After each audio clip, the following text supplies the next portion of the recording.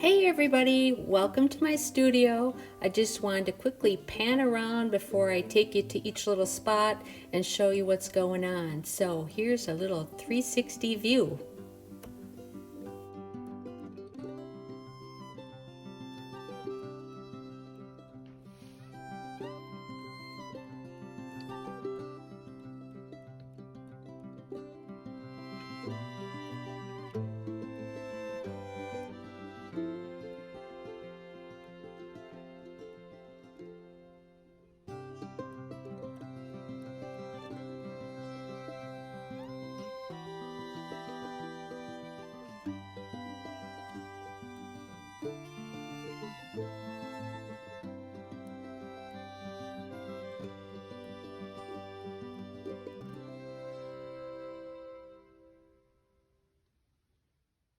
Here are my two major design walls. I have a couple little portable ones too, but these two were built with foam insulation board and covered with just white batting, and then we framed them and painted them just with boards.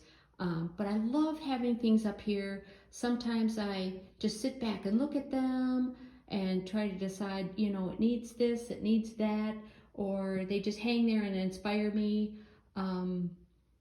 And sometimes I just have to say, okay, that's good, that idea is dead, and it goes into the UFO pile.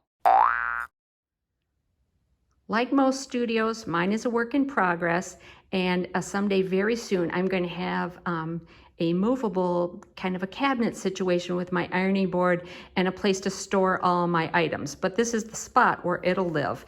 And what I will always have is this homemade ironing board top. Is just made with a piece of plywood that is 48 inches by 24 inches, and I have lines drawn on it, and if you take any of my classes, you'll learn why that's important.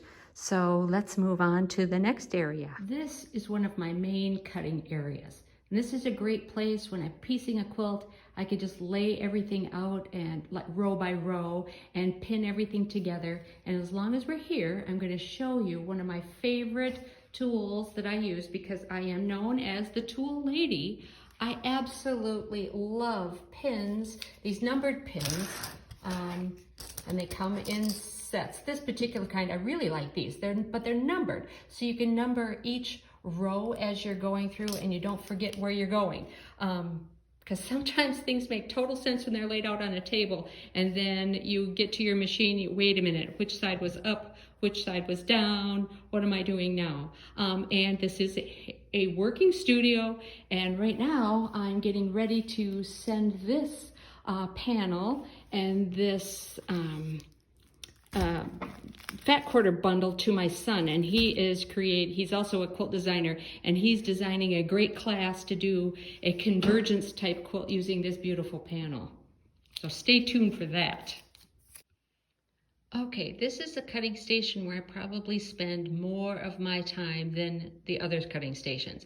But I use my Tucker tools that are over on the right-hand side of the table, and my wastebasket. Of course, I keep a wastebasket by each cutting table.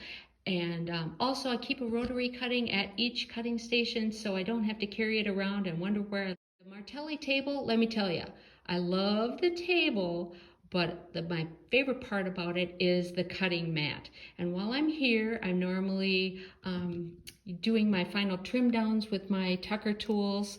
I have a strip cutting section that's separate from here, but when I cut my blocks and do my final trim downs, I'm usually at this table. Invisigrip.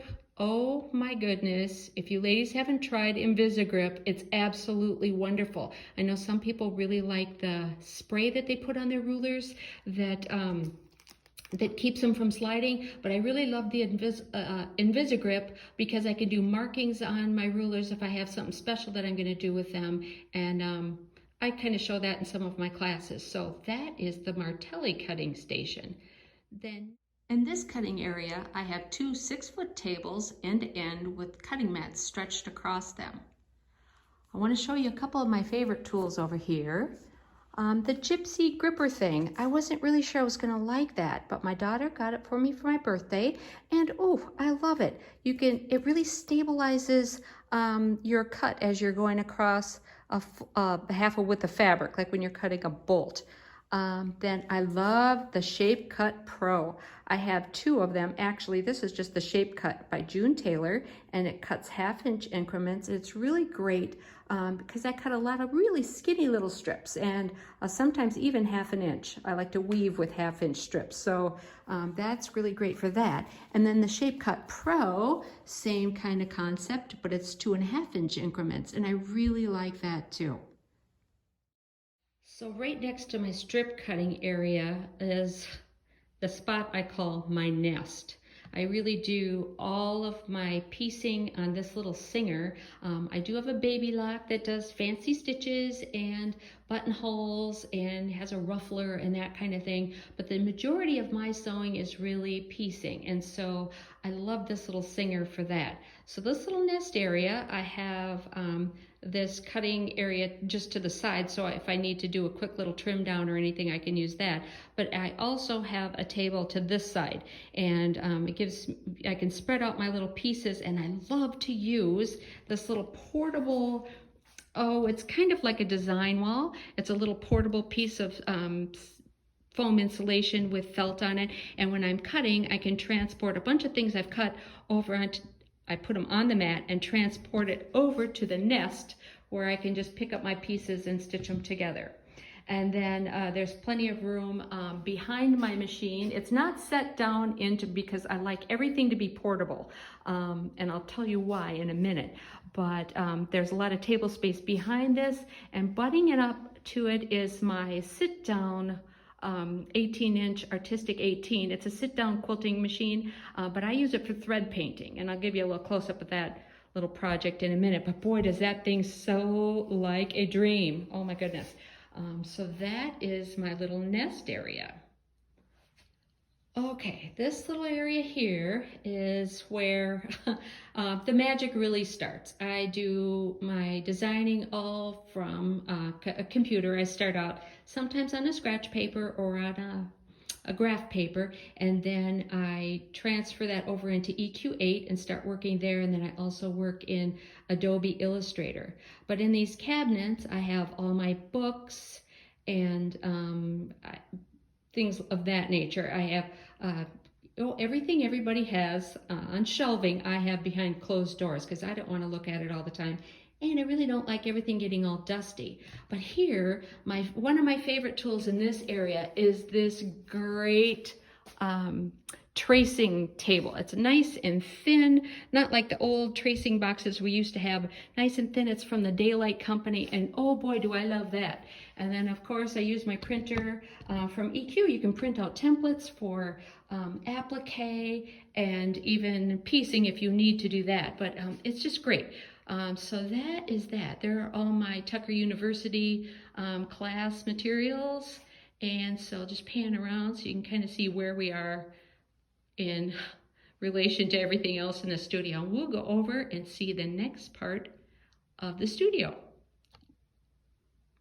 All right, this is my little relax and recharge area. Everyone needs a little crash and burn spot, and this is mine. So sometimes I stagger over from my computer, crash out on the couch, and look at my portable, or my easel with some class materials on it, and then sometimes just take a peek outside and see what's happening out there in my neighborhood that is still under construction. So that's that. But moving over to this side of the room is where my long arm is.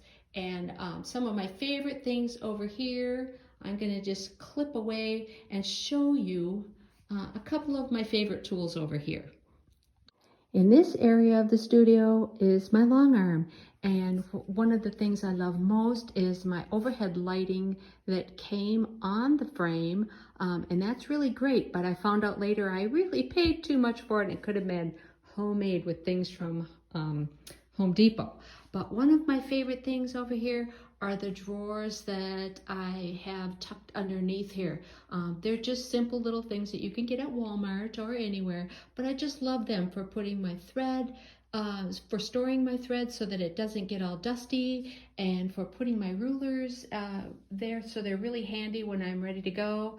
And this is my long arm. It's an Innova. It's all hand guided. So I do work with rulers quite a bit, and everything else is just hand guided. So I have to dream it up and then just stitch it out, just like a paper and a pencil. So that is that.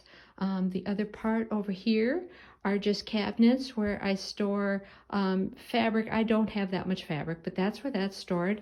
And here's my little loom where I do cut skinny little strips of fabric and start weaving. That's not something I'm great at, but it's something I really enjoy. So that will do it for the tour.